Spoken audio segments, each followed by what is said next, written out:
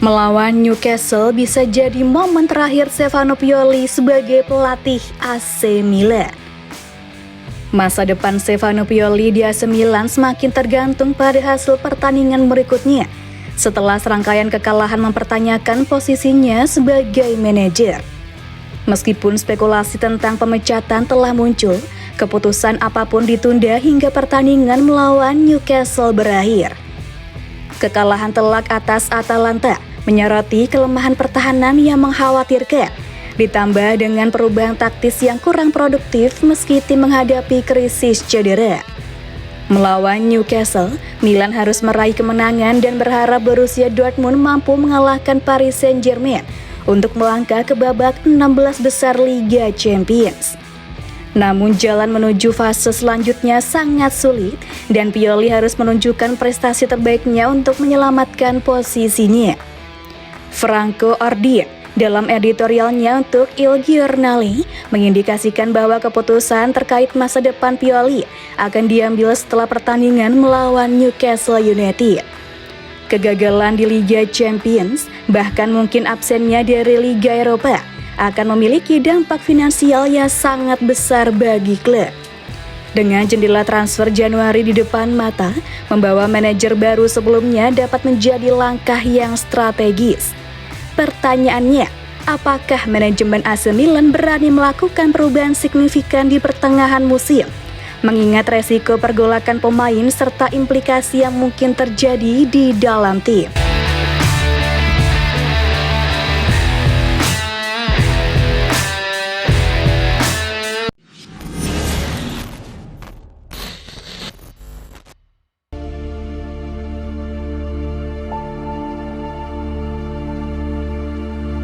Bedah formasi mengerikan AC Milan dengan duet pelatih Ignacio Abate Ibrahimovic. Isu pemecatan Stefano Pioli oleh AC Milan merebak dengan Zlatan Ibrahimovic akan jadi gantinya. Sang legenda Swedia akan dipasangkan dengan Ignacio Abate selaku pelatih tim Primavera i Rossoneri untuk berperan sebagai caretaker kembar. Isu ini dihembuskan oleh media La Repubblica yang mengklaim jika posisi Pioli kini sudah sangat goyah di San Siro. Apabila AC Milan kalah lagi melawan Newcastle United di ajang Liga Champions pada Kamis 14 Desember mendatang, maka surat PHK akan langsung diberikan pada juru taktik 58 tahun tersebut. Kontrak Pioli memang masih berlaku sampai Juni 2025 dan ia sudah sukses mengantarkan trofi Liga Italia 2021-22. Namun belakangan performa tim asuhannya menurun tajam. Dalam 10 laga terakhir, tim berjulukan Rossoneri hanya punya 3 kemenangan dan menelan 4 kekalahan. Terbaru, Christian Pulisic dan kolega digebuk Atalanta 3-2 pada pekan ke-15 Liga Italia Minggu 10 Desember lalu. Alhasil gap poin dengan Inter Milan dan Juventus sebagai pesaing utama menuju titel Scudetto kian melebar, meski AC Milan masih duduk di posisi ketiga klasemen sementara. Tidak heran jika kemudian Zlatan Ibrahimovic dikabarkan akan turun gunung, namun dengan jabatan sebagai alienator sementara, usai baru pensiun dari sepak bola profesional musim lalu bersama AC Milan. Awalnya, Ibrakadabra akan dipromosikan sebagai bagian dari direksi dengan tugas sebagai penghubung pemain dengan manajemen. Akan tetapi sepertinya kini ia malah harus banting setir menggantikan Stefano Pioli di kursi pelatih kepala. Penunjukan Zlatan Ibrahimovic dan Ignacio Abate sebagai pelatih kepala sementara kemungkinan akan memberikan dampak positif. Zlatan Ibrahimovic yang memiliki pengalaman sebagai striker bisa menjadi mentor bagi lini depan AC Milan. Kemudian Ignacio Abate bisa lebih leluasa dalam menerapkan formasi andalannya, yakni 4-3-3 menyerang. Berikut ini akan dirangkum formasi mengerikan AC Milan dengan duet pelatih Ignacio Abate dan Zlatan Ibrahimovic. Adanya Ignacio Abate membuat AC Milan akan beralih formasi dari yang sebelumnya 4-2-3-1 andalan Stefano Pioli menjadi 4-3-3. Meski Ignacio Abate dan Zlatan Ibrahimovic datang, tetapi sepertinya tidak ada belanja yang bisa mereka lakukan lantaran AC Milan sedang mengalami krisis. Apalagi belum jelas sampai kapan mereka bakal menjadi pelatih sementara. Oleh sebab itu, berikut ini rancangan formasi AC Milan dengan komposisi pemain untuk saat ini. Untuk posisi penjaga gawang masih ada Mike Maignan yang menjadi andalan. Pada pos bek tengah, dua nama sulit tergantikan yaitu Fikayo Tomori dan Malik Thiaw. Keduanya telah jadi bek tangguh dalam beberapa musim terakhir. Di sektor bek kiri ada Theo Hernandez. Meski musim ini kemampuannya tengah menurun, musim lalu ia tampil sangat apik di sisi kiri pertahanan Rossoneri. Tak jarang juga Theo Hernandez malah mencetak gol. Ketajamannya itu dibuktikan dengan torehan 4 gol dan 5 assist musim lalu di semua kompetisi. Di sektor bek kiri ada David Calabria. Sang pemain sulit digantikan di bek kanan karena performanya cenderung stabil.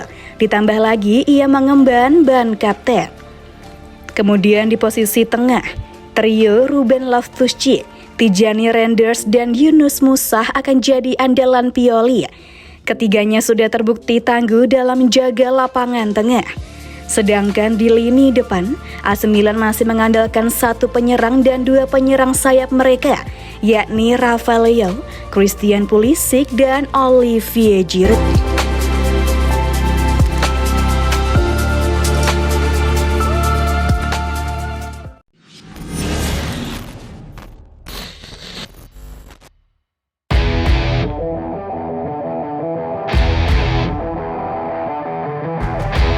Rafael Leao dinyatakan fit untuk tampil di laga hidup mati melawan Newcastle.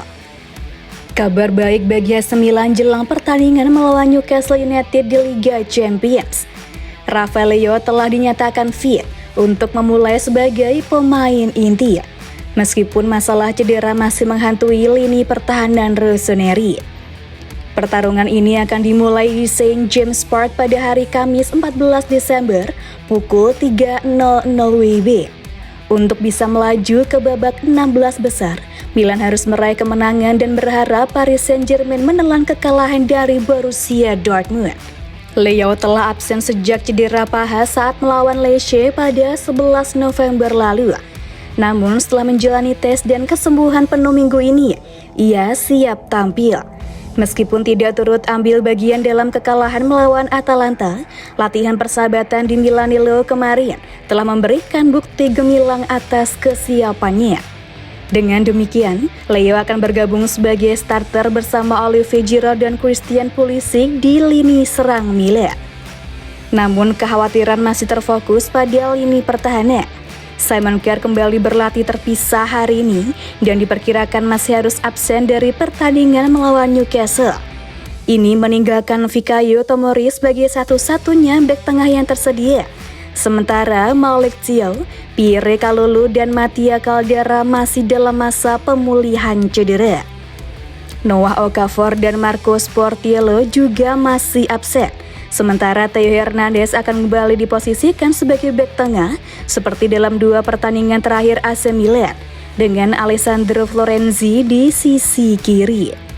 Tantangan serupa dihadapi oleh Newcastle United dengan daftar cedera yang panjang, termasuk beberapa pemain inti seperti Callum Wilson, Joe Willock, Jacob Murphy, dan beberapa nama lainnya yang akan absen dalam pertandingan ini.